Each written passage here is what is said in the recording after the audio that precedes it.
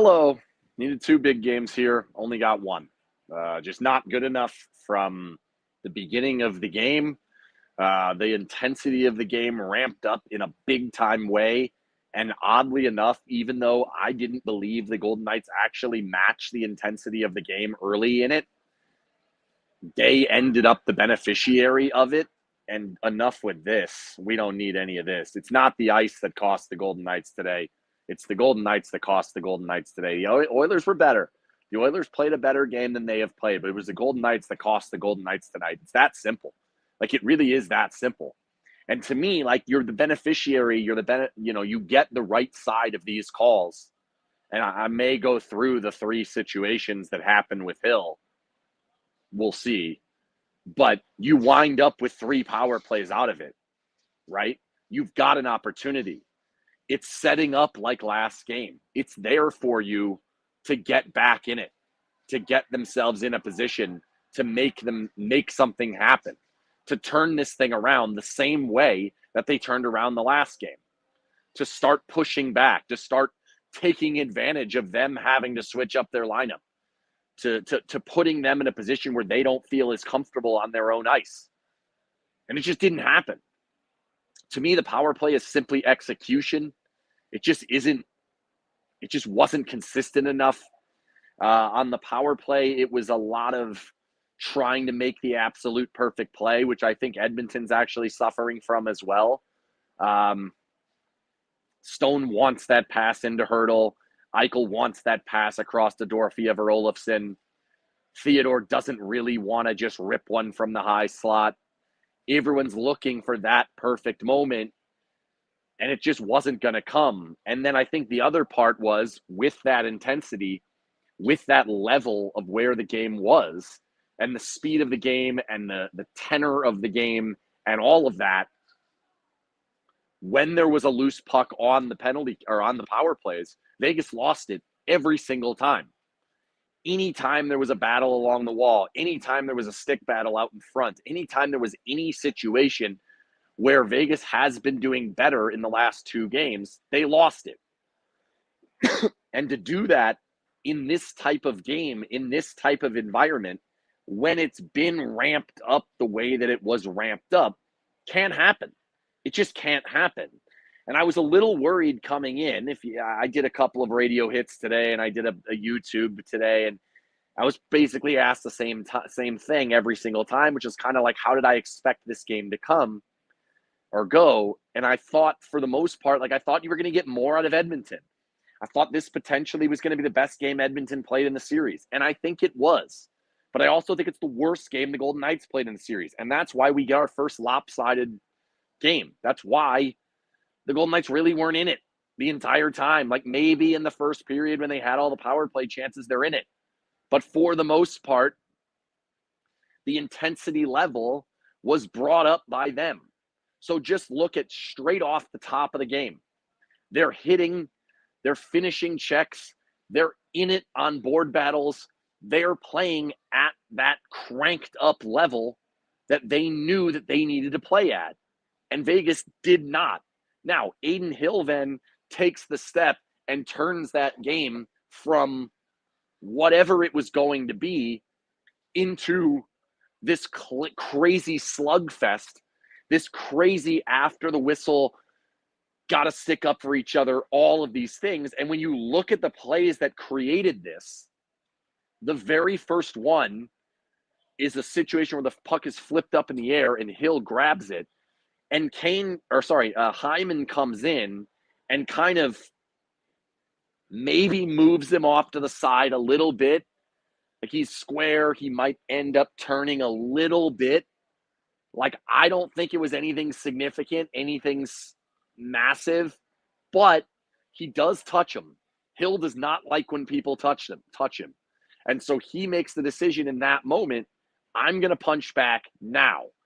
Makes a play that, to me, probably should have earned him a penalty. He pushed Hyman down. Hyman kind of went down easy because he's not paying attention. Nonetheless, that's step one. Now, the second time, Janmark skates through, and he has no intention at all of touching Aiden Hill. None. We know Matthias Janmark. That's not his game. That's not how he plays. Hill sticks his skate out, trips himself, falls down like in one of the floppiest falls I've ever seen. And now the intensity of the game is up. Now, granted, good on him getting them the power play out of that, and he did do that job, but it elevated the game. It elevated where we were at, and that wasn't good enough. The Golden Knights weren't good enough to match it. And so now the last one where they actually do have a guy on top of them, I think McNabb may have shoved him in, but I also think Kane took the opportunity. Hey, he's shoving me. I'm going to go over the top of Aiden Hill here. And I think he already knew the puck was in the goal, so he didn't really care. Now we've got a fury. Now we've got madness. And that's where we've talked about this team in the past, where they are usually needing to be dragged into the fight to get through it. And they did have that opportunity. And I thought that portion of the game, that intensity of the game, did not pick up. It did not turn into Vegas's forecheck getting in there and making things happen. It did not create opportunities in front of the goal. It did not allow them to play longer times of offensive zone time and utilize one of the advantages they have, especially when their lineup is a little more balanced. Vegas can get good matchups and get more opportunities to get chances. They didn't in this particular game. The first period is where the game is lost. The second two periods are what's concerning moving forward. You go in a 2-0 hole on the road, it's going to be difficult. You went in the 2-0 hole last game, you got out of it. You get to the 2-0 hole this game, you can't get out of it. But to me, it's the fact that there was not enough getting through the neutral zone, getting the puck in deep, forcing them to make plays. And the players are talking about not supporting the puck enough. I think Eichel mentioned that Skinner was getting back on the puck quite a bit. Like, these are not good enough. Like, it's 2-1 in the series. You know damn well, every guy on the Golden Knights bench knows damn well, you go down 3-1, you're in the shit. You're in trouble. It's very, very difficult. Yeah, look, Eric puts it right up here. 31 and 320. And unfortunately, one of the 31 is the Golden Knights losing to the Sharks, which was bullshit. But so we have been a part of one, but it's a 9%. Golden Knights have been here a couple of times before. It has gone poorly. It has gone immediately poorly. Game 5, both times. Washington year 1 and Dallas in the bubble. One thing I will say is that they don't lose their season at home very often. It has not really happened. Outside of Washington, it hasn't happened. Bubble, the one year, up in San Jose the other year, Dallas last year, Montreal the other year. Then they win the cup the other year. So it's not common that they lose the game at home. However, historically, in elimination games where they are the only team that's possible to be eliminated, they are bad. They won the last one, Game 6 against Dallas, but they are bad. It is not good. Let's talk a little bit more about execution and what went wrong in this game. But first, I'll tell you that this Periscope and all Periscopes are brought to you by the Jimmerson Law Firm. Jimmerson Law Firm is one of Las Vegas' preeminent law firm specializing in high-stakes business, civil, and family litigation. When winning matters, seek out the Jimmerson Law Firm. Winning is going to matter a lot. You need 3 straight. My Playoff Travel is brought to you by Vegas Night and Day Heating and Cooling. They have a very special $50 pre-summer maintenance special for anyone who calls and says they want the SinBin pre-summer maintenance special. You probably don't even have to remember all of those words. You could probably just remember SinBin. You probably don't even need to do that. You could probably just tell them, I don't even remember, but some guy on the Periscope told me to call. I'm here calling. And they'll come out to your house. They'll check your system. They will make sure that it's good. Apparently, it's getting cold next week.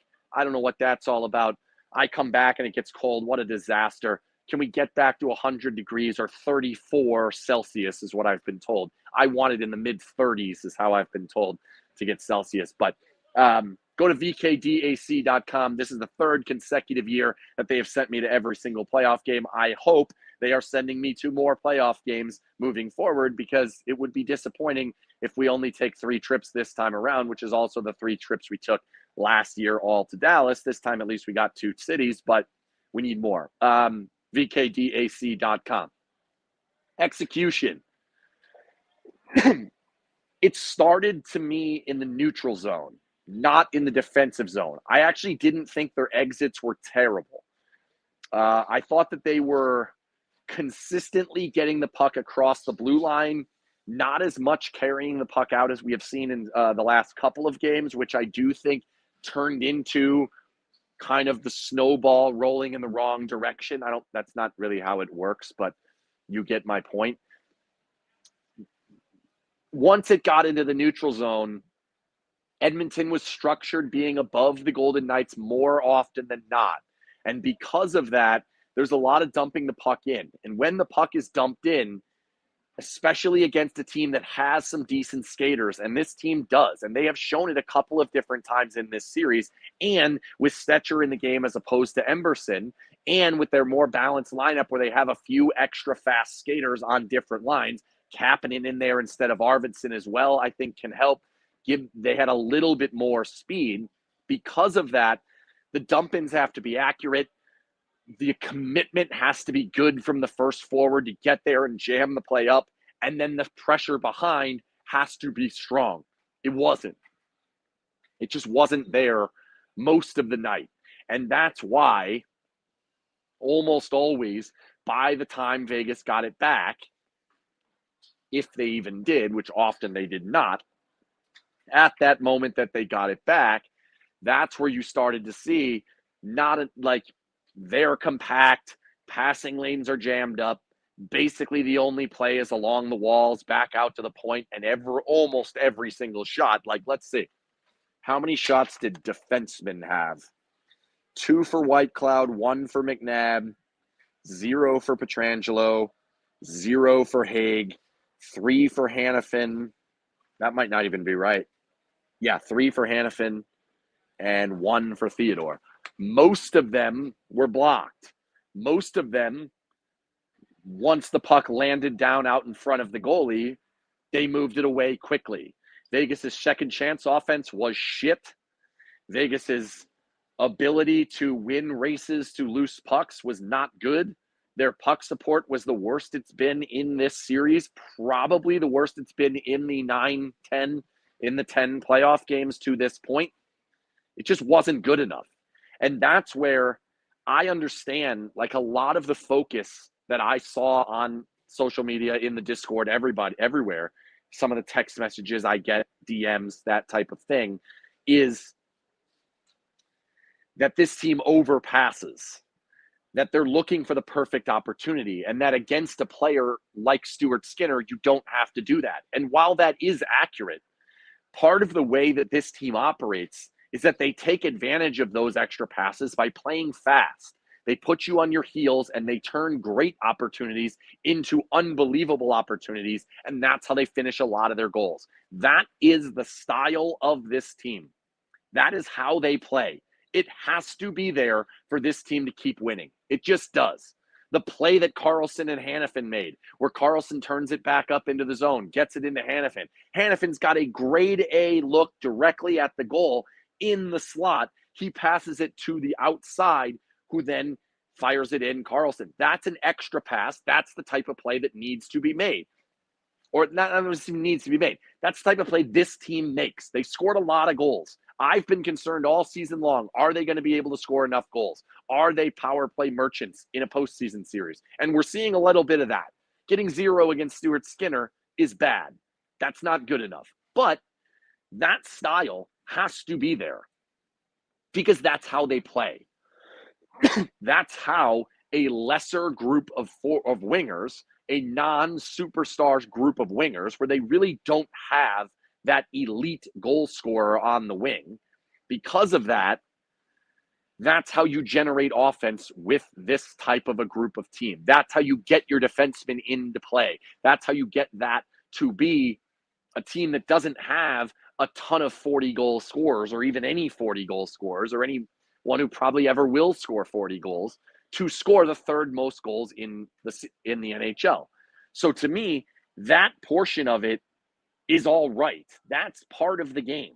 It's getting that extended zone time. It's getting those opportunities where you do move them apart. It's understanding that you're behind 2 goals. So you've got to get things to the middle, get things into the slot, move their defense around, find ways. I never saw a third forward high the entire game. Would have loved to have seen that at some point in this game. There's a lot of things that you have to be able to do, mainly with puck support, with races, with getting into stick battles, with winning second chance pucks, with getting opportunities where the puck is off the wall, with these block shots coming from the point. You've got to win some of them. You've got to put them on their heels. And it happened a tiny little bit at the 6-on-5. They had 4.5 minutes of 6-on-5, aren't able to get one on goal or in the goal.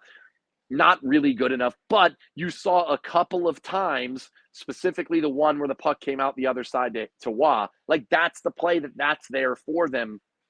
That's the opportunity that you could potentially take advantage of and finish one, or even if the goalie's having a good night, you're going to be able to beat them. So that's what I thought did not happen. And to me, the symptom of that, the reason that did not happen to the level that it could have happened was A, not winning second chances as often, but 1A, more importantly than that, the situation where you are not able to get into the zone consistently. You are not forechecking with the passion that you need to forecheck with. You're not getting that layer of offense that doesn't go away in a game like this. Like, that's the part of it where that style of offense never dies. Pushing forward in that way never dies. And today, they just didn't do it. So then your offense dies. That's how it goes. Now, individually, there's a lot of bad in this particular game. Like, a lot. And unsurprisingly, 10 games into a playoff series, you have some of that based on guys not being 100%. I thought it was not a good game for Pavel Dorofeev. I thought it was not a good game for Braden McNabb. They both have had injuries recently, not terribly surprising. I thought it was not a good game for Ivan Barbashev. I thought it was not a good game for Victor Olofsson. I thought it was not a very good game for Nick Waugh. I thought Keegan Kolesar was not as engaged as we have seen him at different times. Not necessarily his fault, but that's the type of player in the forecheck we need. Those are the guys that have to be there, and they weren't. And so therefore, you wind up with this style of game. You wind up with they have a push, they take a lead, you never have the ability to get back in it. So are they going to get healthier between now and the next game? Probably not. Pietrangelo got banged up late in that game as well. Early in the third period. Took the shot off the boot, had to come off on the icing. Didn't really look very good the rest of the game. Like, that's a challenge. This team is quick. Hurdle's another one I'll mention. Not really effective. Not really effective in the series. Not really effective that much in the postseason. Little bit on the power play. Little bit at the very beginning of the Minnesota series. But recently it hasn't been good enough. And, like, these are the types of players. Noah Hannafin, though, good game for him. He was my second star on the board. Maybe he was my first star on the board. Carlson, Smith, Hannafin, good. Eichel, I thought, was doing his thing, doing a lot of the things that he normally does.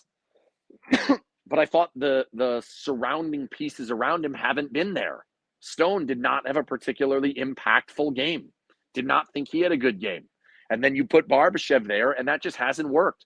Howden, I thought, was a little better on that line, but not really. Pearson, I didn't even remember playing. I think he played 8 minutes. 9:57. I don't remember a single thing happening. Had a shot on goal, had a block shot. Like, part of this series, before the series began, there were places we thought the teams were close. There were places we thought Vegas had a big advantage. There were places we weren't sure about. One of the number one places we were not sure about was depth. The last game, Nick Waugh scores, Riley Smith scores twice. This game, Adam Henrique scores twice, Evander Kane scores. They have goals from all over their lineup. They have goals from defensemen. They have goals from guys down the lineup. They have now mixed their lineup up, and all of a sudden they have two guys who should not be making a huge impact in this series. One guy who just played his first game, Kasperi Kapanen. Apparently I'm choking over his name. And Vasily Podkolzin, who played with Leon Draisaitl and they forechecked better than the Golden Knights did at any point. Every single shift, they were getting in there and forechecking. And it did not end up leading to goals, but it ended up leading to handing off better opportunities to McDavid, handing off better opportunities to Kane and Henrique, to those types of players. Vegas's depth is losing. They are losing. And you've got Brandon Saad out of the lineup. I don't think it makes a huge difference. Yeah, he was having a decent series, okay, but couldn't finish. Kind of needed that in game 2. It's just, to me, like, the cracks that have been there are suddenly starting to show against a team that skates, against a team that's forechecks. That play below the goal is a disaster. The first goal, that can't happen. In the Cassidy style of defending, that can't happen. The draw is won. The puck goes back behind the goal. You're in a great position. You've got 2 guys. They get a simple stick lift, take the puck away. Now both of your defenders are underneath the goal. In the normal case, that's going to be a problem. However, with the way that the Golden Knights were set up, Tomas Hertl has it defended. He's there. You're in good shape. Get in the way of the low slot. He doesn't. Puck comes right out in front. Aiden Hill has no chance. Let's talk about Aiden Hill. First one, no chance. Second one, there's a battle directly out in front of him. Puck is put between the guy's legs, goes up underneath it, over the top of his shoulder. Then Braden McNabb shoves the guy on top of him, and he basically loses his head. Hard to blame him on that one. Third one, 2-on-1-ish, because Pavel was not able to skate back and actually truly defend the 2-on-1. That's why you end up with McNabb having to dive. And that's why you end up with A, very hard to pick up the shot off the ice because you've got a laying guy in front of you. B, it ends up going off McNabb's boot. It's going far post. Now it goes through the center. It ends up going 5-hole. Can he stop that? Yes, he can. Yes, he can stop that. However, that's what happened. You create bad opportunities for yourself. That was a bad pinch by Theodore. You give up this 2-on-1. You have a forward who's not able to skate enough fast enough to get back and make that play to break that up. In past years, almost every single forward that was out there outside of Mark Stone, almost every single guy that played wing could have gotten back. Pavel couldn't. Pavel can't. Is he injured? Maybe. Okay, I'll give him the break, but he's out there. You need that back check. You don't get it. So now it's a 2-on-1. McNabb lays down. It's very clear on one of the replays, it went off his boot. So it goes off of his foot, and it goes in the goal. It's a breakdown. Goalie can stop it, but he didn't. And in the end, it's hard to blame him that much. It's also hard to blame the goalie when you don't score. Stuart Skinner had a shutout. Doesn't matter. They could have had 6 goalies today. You lose. You didn't score. You lost. That's it. So enough with the goalie shit. Not to mention, I've said it 100 times, I love Akira Schmid, the human being. He's not a backup goalie in the NHL at the moment. He's just not. He was terrible in the AHL all season. They don't have an option. So you can yap all you want about pulling the goalie. It's not going to happen. It just isn't going to happen. There will not be enough losses to get Aiden Hill out of that goal. It can't happen because one more, he's out. And they lost. So that's it. Otherwise, they're going to win 3 games in a row, and he's going to have the goal for the rest of the next series. That's it. That's the situation that was presented to them. Why they've decided that Ilya Samsonov's way worse than Akira Schmid, I don't know. I have no idea. Probably spells the end of Ilya Samsonov. It probably is a point towards the future, but it's given them no option. Would they have gone to it? I don't know. I said it last year. For anybody who yaps about goalies, I said it last year. When Logan Thompson said he wanted to be traded, tell him to fuck off. Tell him no. Sorry, bud. You signed a contract here. You're in the position you're in because of this team. No. We're trying to win a Stanley Cup. You're too good as a backup. We're going to end up paying more for a much shittier backup than you. No. Would you end up in a situation where he's in the goal? Yeah, probably in this series. Yeah, maybe. Certainly, possibly would have happened in Minnesota. So, yeah, they could have been in a better position. They decided not to. Bad decision. And I understand Logan Thompson's down 3-1. Doesn't matter. Logan Thompson's starting goalie in the NHL. Akira Schmid's not. Just not. Like right now, maybe it'll change. He's young. He's got a chance. He's young. But I don't understand the goalie shit. I don't get it. You put Akira Schmidt in against Leon Draisaitl and Connor McDavid, you're done. You're screwed. You have no chance. So I don't understand that. What happens moving forward? All right.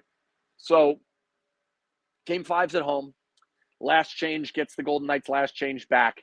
I think the fact that they're probably going to stick their lines the same way. I think the Golden Knights can potentially look to go back to the mega line. I don't think it's a terrible idea. Carlson's been awesome. Eichel's been pretty good. You know that if they leave it as it is, you can probably survive with any other line against Draisaitl, Podkolzin, and Kapanen. Like, you don't need an elite shutdown center to deal with them. You need guys to move the puck. You need guys to deal with the forecheck. You need guys to make good executed plays in your own end to deal with them. Plus, it's pretty easy to defend in your own end because they only have one guy who can score. Kapanen's not going to score.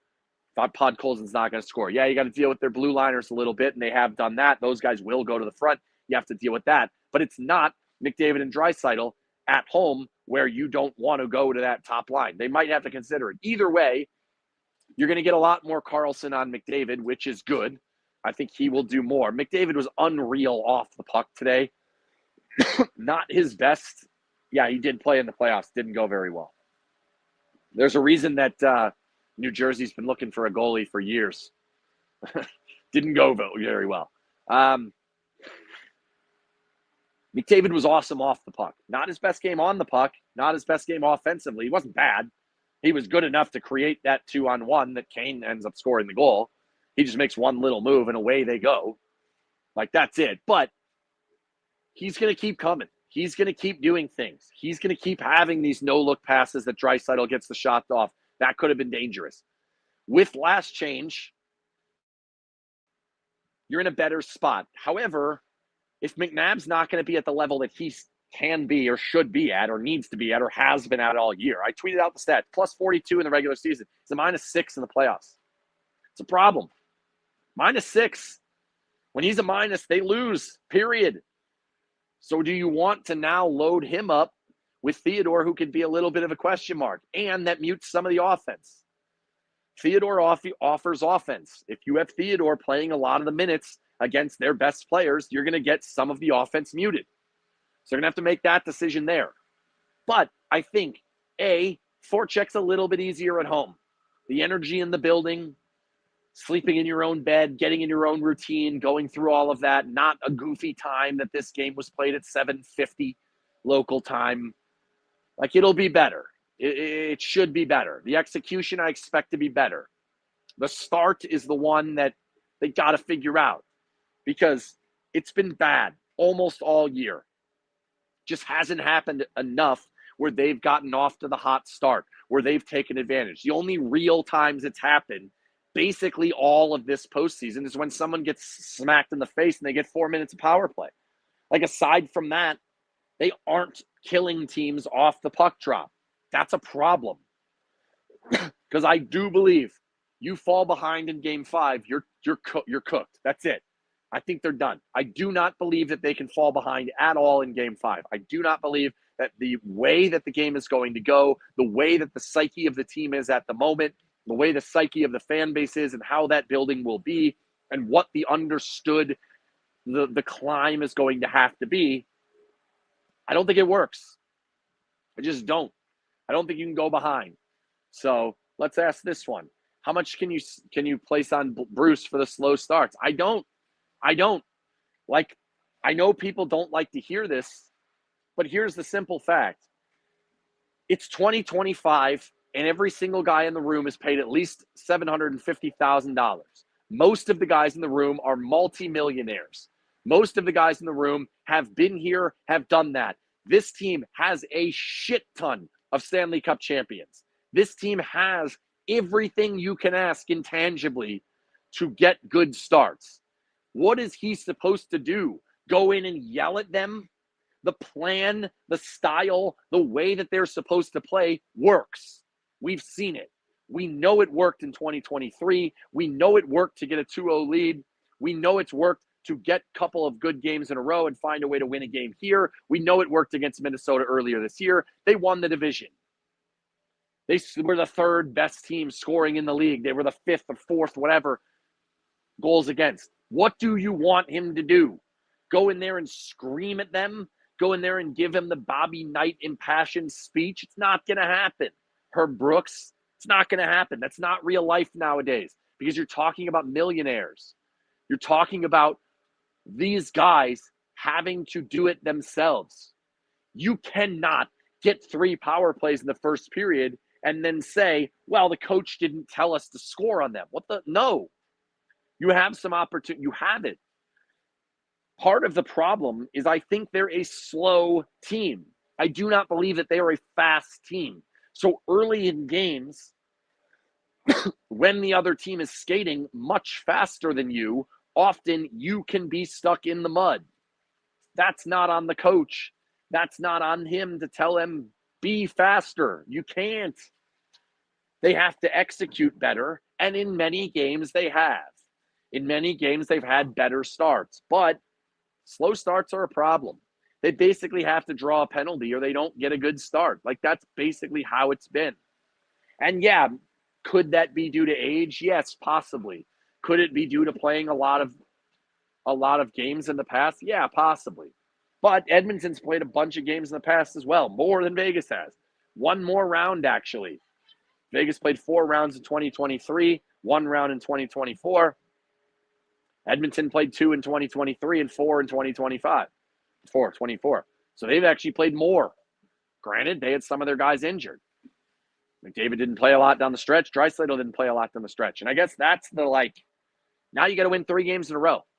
Now you have to win 3 games in a row, and not once have they had a multi-goal game from Draisaitl and McDavid. Not once. It's probably coming. So you're probably going to have to win that game now. It's likely coming. So I do not believe in any way that Cassidy lost the room. I also don't believe Turk lost the room. I also don't believe DeBoer lost the room. I think that's a ridiculously overstated comment that people just do like the chicken and the egg thing. Oh, we're losing. Must have lost the room. Coach must not know how to do his job anymore. No, the guy's phenomenal. This is one of the best coaches in the NHL. Maybe the best coach in the NHL. The best coach in the NHL, arguably, lost in the first round 4 years in a row. They ain't firing him. They'd be stupid to. He's lost four years in a row. John Cooper. It's ridiculous. The coach is fantastic. The coach's system is fantastic. The coaching staff is fantastic. It's good. It's good. It's not their fault. It's not their fault. It's not going to be their fault if they lose one of the next 3 games and this is how the season ends either. It's just not.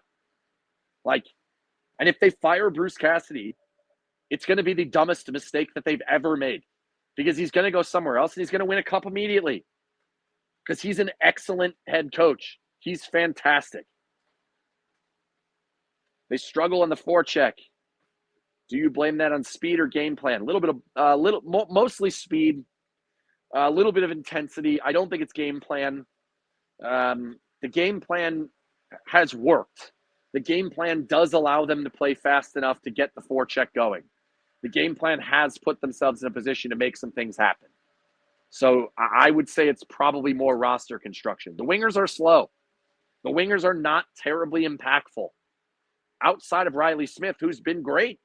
A lot of the wingers aren't great. It just is what it is. That's just the way it goes. I don't believe the ice was choppy. The ice has been very good up here. The building is insanely cold. I do not blame the ice. I'm not going to blame the ice. And I'll say it 1,000 times in this series. Shitty ice is better for the Golden Knights. They are the slower team. We want the ice to be shitty. If we could purposely make the ice shitty, that would be great. Because the more the puck sticks, the more it's going to mess up their fast guys. Do you think Bruce might have thoughts of starting Akira? No. They are not going to start the 48th best AHL goalie in the elimination game in the playoffs. No, they are not going to do that. And if they do, it's stupid. It is dumb. They should not do that. They will not do that. Other lineup changes, yes, they might look towards that. They don't have a ton of options, though. You look down the bench, down the guys that are up in the press box. It's Cole Schwint. It's Jonas Roenbier. It's Alex Holtz. If you want to look on defense, it's Ben Hutton. It's Caden Korzak. None of these guys are better than the guys you're going to take out. I thought Pavel was bad today, but I also think Pavel's injured. So maybe it'll get better in the next 2 days. Got to take a flight and then play the game 2 days later. Not going to get a lot better, but maybe it'll get a little bit better. I don't think there's a better answer. And that's kind of part of the deal, right? Okay, so you bring in Ben Hutton. You bring in Caden Korzak. Well, someone has to go out. It's not going to be Hannafin. It's not going to be McNabb. It's not going to be Theodore. It's not going to be Pietrangelo, right? So it's got to be Hager, Whitecloud. They haven't been a huge problem. Whitecloud gives the turnover, sure. They haven't been a huge problem. They really haven't. So now you're bringing in your guy you've admitted all the time that is worse than the guys that you've been playing. That's what we're talking about. The difference on the other side is they had impact players on their bench. Troy Stetcher is as good as Emberson. I don't know that Caden Korzak is as good as Zach Whitecloud. I don't believe that Ben Hutton is as good as Nick Hague. I just don't. I know Akira Schmid's not as good as Aiden Hill. He's just not. He just isn't. So you have to make that decision. Could I see them pulling out Tanner Pearson and going for Jonas Roenbier, going for Cole Schwint? Yeah, I could. It would be the first playoff game for either of those, I believe. Maybe Jonas has gotten into one. Is that the difference? Is that the problem? Is that what we need? And I know I said this about Tanner Pearson going in the first place in that last series, and he ends up getting the game-tying goal, but he played 7 minutes in that game, and it went into overtime. And yes, it is bleak. They are down 3-1. They are in big, big trouble. They basically have to win 3 coin flips in a row. If things go great, they're a 60-40 to win each night. If the Golden Knights play a great game, they are a 60-40 to win against this team. That's just how I see it. It's going to be hard, but their goalie is not good. I know he got a shutout today. I know that's not good for the confidence. That's a problem.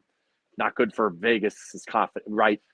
My point is Stuart Skinner's more confident. That's a problem. That's not ideal. But, you've got to find a way. You've got to find a way to get in his eyes, to force him to move laterally, to get opportunities out on the rush, to get opportunities from turning the puck over, from generating turnovers and getting in on the forecheck and making things happen. You've got to do more than 6 shots in the first period, 6 shots in the second period. What was the third? 5, 7, 11. So it actually took one away. 5 shots in the first period when you had 3 power plays. Can't happen. It comes down to execution. It comes down to the players that are there, the good players playing better. I want more out of Eichel. I want more out of Stone. I want more out of Hurdle. I want more out of Pietrangelo. I want more out of Theodore. I want more out of McNabb despite the injury. I want more out of Pavel despite the injury. I want more out of Olofsson, right? I want more out of Howden, more out of Waugh, more out of Kolazar. The execution needs to pick up. The players need to play better. Very, very difficult. They're in a very tough spot. Can they do it? Yeah, they can. They've won 3 games before in the playoffs. They've won 3 games in many different playoff runs. They can do it. They've never been in this spot, but you've got to do it one step at a time. You've got to win game 5 in the home game. That takes a little bit of pressure off of you. It then brings you back up here to game 6. That's going to be the hardest one. That's the one that the expectation is all on them to win it. They're going to bring everything they've got because they don't want to go back for a game 7. That's the hardest one. That one's a true coin flip. If you're lucky, you're probably behind on that one. Then in game 7, if you could force to do a game 7, you're ahead. So it's really win 2, and then you're in the driver's seat. As weird as that sounds, because you won the division, because you have home ice. That's it. So that's where I'm at on that. Thanks again to the Jimmerson Law Firm for sponsoring all Periscopes this season. Thanks to Vegas Night and Day Heating and Cooling for sponsoring all of my playoff travel, vkdac.com, Jimmerson Law Firm. Look them up on Google. When winning matters, seek out the Jimmerson Law Firm. Go to Edmonton.vegas, which is sponsored by .vegas. Domains for all the latest lineups and injuries and all sorts of different things on this series. Periscopes are there. The pregame thing is there. News from the other side, odds, you name it, practice schedule, all of this. Do you think Vegas is hunting for the perfect shot? Yeah, they are. But that's okay because that's how they score. That's how they generate offense. That's what they need to do. That's how they go about scoring. Like, that's part of their game. The bigger part, like, we can pick on passing. We can pick on overpassing. We can pick on all these different things. However, the bigger part to me is that you have to break them down by winning second chances, by getting in on the forecheck, by putting them in a position where now those extra passes actually have a chance. This team is not going to stop extra passing. They're just not. Get used to it. I don't know how you guys aren't used to it by now. Get used to it. It's not going to go away. They're going to win the Stanley Cup doing it, or they're going to lose to Edmonton. Or they're going to lose somewhere in between. I don't know. It's not going to stop happening because we're 82 games. We're 10 more into the playoffs. 92 games. Not going to stop happening. That's how they play. What's it going to take Eichel to shoot more? He's not going to. Not going to. You need the rest of the guys to help. Eichel's playing fine. Eichel's not doing quite enough, but Eichel's not been the problem. They're not losing this series because Eichel's a no-show. That's not what's happening. He's been great on the penalty kill. He's been great in the neutral zone. He's been great holding pucks in the offensive zone. He's the one generating a lot of the offensive zone time. Geez, I stepped on like a can or something there. Almost died.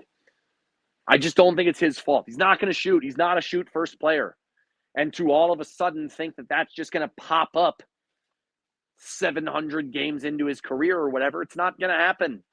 Just isn't. So, where's the other one? What's the most important thing VGK can do to send the series back? Likelihood of it happening, in your opinion? I'd say they're about a 60% chance to win the next game. That might be a little optimistic. As the next couple of days go, maybe I'll come down on that number a little bit. I highly doubt it goes up. I don't expect it to go up. So you're a 60% chance. So you got a chance. I think they're the favorites to win the game. We'll see what the William Hill mobile sports app odds end up being. I would imagine there'll be a slight favorite in that game. What needs to happen? The first thing and the foremost thing, beyond anything, is they need to be the ones bringing the intensity. It can't be Kasperi Kapanen bringing it. It can't be Aiden Hill punching guys and taking what would be penalties and flopping around to get the game going, and then you don't match it. That's step one. Be the team that believes your season is on the line. It felt like Edmonton thought their season was on the line today, not Vegas. And it probably was closer to Vegas as one that was on the line. So that's that. 2, forecheck. Forecheck, forecheck, forecheck. There must be more pressure. You must break them down in their zone. You have to get the first man there, and the second two have to be up faster. I understand that there is a challenge in this series, that when McDavid's out on the ice, when Draisaitl's out on the ice, you have to be aware that if we do not actually get the play and we do not turn them in on the over on the forecheck, that those guys are not on the wrong side of us. That's important. I get that. But the forecheck has to be there. It's going to have to be better. And it just wasn't good enough. I do think it can start from slightly better exits out of their own end, dealing with some of their physicality a little bit better. I think that is possible. Thanks. Vegas is a minus 150 or 125 favorite to win game 5 on the William Hill app. Yeah, I'm going to watch the game again. I watch every single game again. I've got plenty of time tomorrow. I'm in the Vancouver airport for like 6 hours. I will probably do a Q&A on there. Maybe we'll do a Twitter space. We'll see how my voice is feeling in the morning. It's been way better today. This is the best it's been all week, so that's good. So we might do a Twitter space, or we'll do some sort of a Q&A. I haven't decided what we'll do. Depends on what the situation is on that.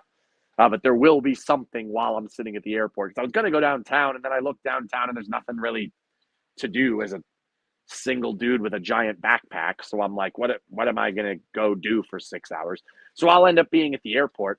If anyone's at the Vancouver airport tomorrow, let me know, because we can grab a drink or something and talk. I'm in for that.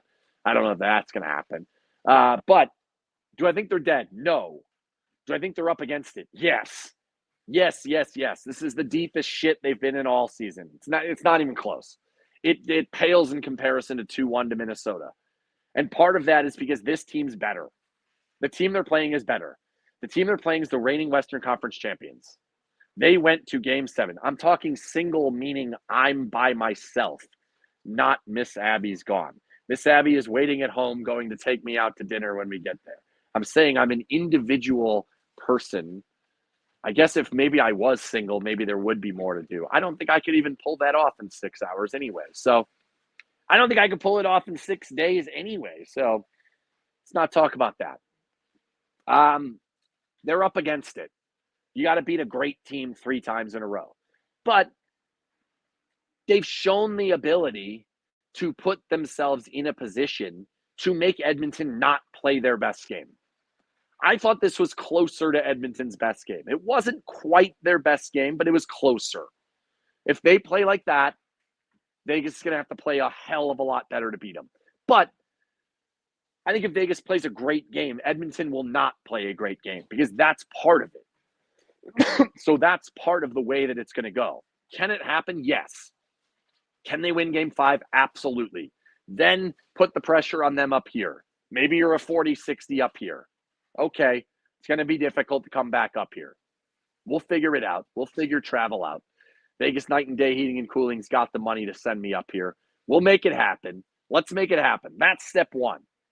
Got to find a way to turn the pressure back on them. They're feeling good about themselves. They believe that they're going to get this done. They still believe that they owe the Golden Knights a series, and they're doing it.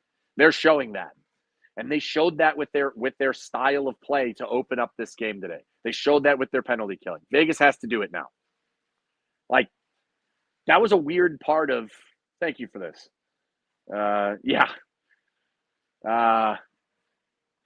That's a weird part of this game or this team, really.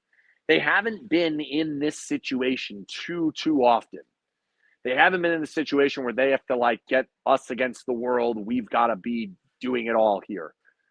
It's not going to be easy, but we've seen teams do it before. We've seen Vegas push to 7 games 3 times in this situation. Minnesota, Vancouver, and San Jose. 3 times we've seen the Golden Knights go up 3-1 and have to play a Game 7. One of them they lost. They probably should have won all 3. One of them they did lose. One of them, Robin Leonard made an unbelievable save that saved their season. They lose that game probably without it. We've seen it before. You can force teams to do this. You have to have a great game. It's got to be the best game in the series. It's probably got to be the best game of the postseason. Like Game 11, it's got to be the best you've got. Can they do it? Yeah, I think they can. Will they do it? I don't know. I can't sit here and say it would shock me if they don't. I can't. Because it's not crazy to think Edmonton's a good team and maybe even a better team than Vegas. I don't want to go there yet. I don't want to start talking about the future yet. I don't want to talk about the offseason yet. I'm not gonna. But we're getting close. You need to play a great game. When winning matters, seek out the Jimmerson Law Firm. Play a great game. Play the greatest game you've got in this season. Do it right now, next game. That's it. Front of the home crowd. And I hope the home crowd's ready to be there and ready to cheer them on and ready to put them in a position to say, we believe you're going to do this. We believe you're going to overcome a 3-1 deficit. We know you can. This team has never done it before. It's be something new. Be fun. It would be a blast to do it. That's one of the things that 2023 team never really had. They never really had the strife. They were behind 1 time in a series the entire 22-game playoff run, and it was the very first game.